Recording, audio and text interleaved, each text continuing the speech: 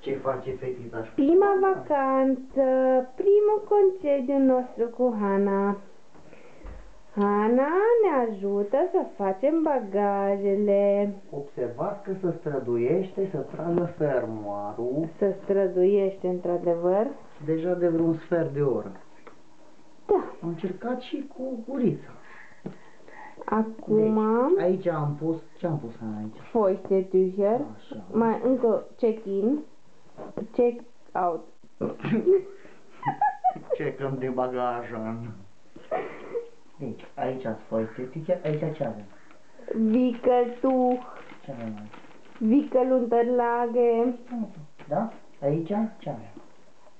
săcuțul de dormit, Da.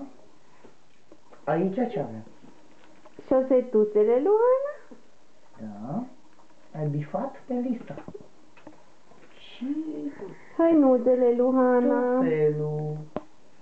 Da. E bine? Astea de bază, așa-i? Cred că trebuie bine închise, trebuie bine închise, Apasă tare, trebuie bine închise. apasă tare, tare, tare.